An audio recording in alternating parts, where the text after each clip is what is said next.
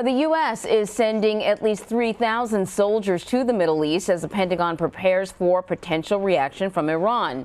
CBS News national security correspondent David Martin joins me now. David, what can you tell us? What's the latest here? Well, both sides are making threats, and both sides have increased the alert level of their forces, including in Iran's case, its ballistic missiles. So this is a recipe for miscalculation, but the Trump administration insists it is having no second thoughts about killing Soleimani when it had the chance. We made the right decision to take out this terrorist.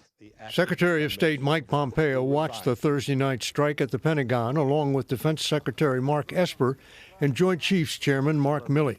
And he is now the administration's chief spokesman defending it, appearing on all the Sunday talk shows. He not only caused enormous death and destruction throughout the region, killed hundreds of Americans over the years, but had done so in the past couple of days. CBS News has learned some military commanders were not in favor of killing Soleimani, on the grounds Iran would feel compelled by its national honor to strike back, making a war nobody wants more likely. Democrats are making a similar argument.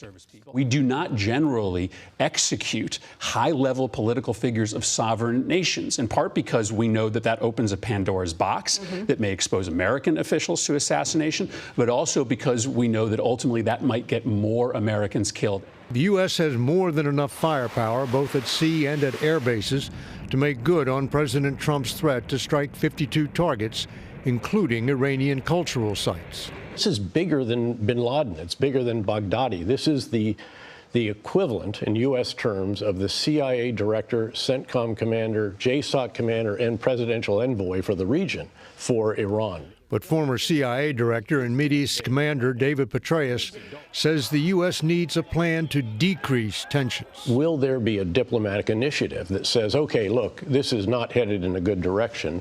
We truly do want to de-escalate. Everyone is going to lose if this continues to ratchet upward. All right, David, we know that Iran has significant military capabilities. We know that Iran has relationships and has made inroads with various militias and groups throughout the entire region. What exactly are the capabilities of Iran when it comes to attacking U.S. forces or interests? Well, if you look at the military capabilities of Iran proper, Iran the country, the most worrisome thing is their ballistic missiles.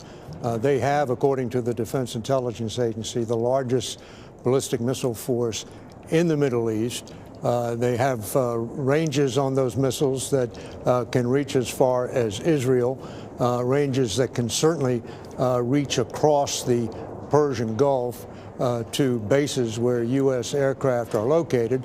And what makes them so worrisome, of course, is the very, very short flight time of a ballistic missile going across the Persian Gulf. It would just be a matter of minutes from launch time to detonation time. Now, many of these Iranian missiles are very old and not considered to be very accurate. And every time the U.S. Puts forces into the Persian Gulf, it also puts in air defenses to protect those forces from missile attack. But what is worrisome right now is that the Iranians have increased the alert level of those ballistic missiles, and that puts everybody on a bit of a razor's edge, looking for indications of the beginning of some sort of countdown. So Soleimani, a major military figure for Iran. What is the likelihood that if Iran chooses to retaliate, they would target another military figure or something of military significance to the United States, or go beyond that and attack civilians?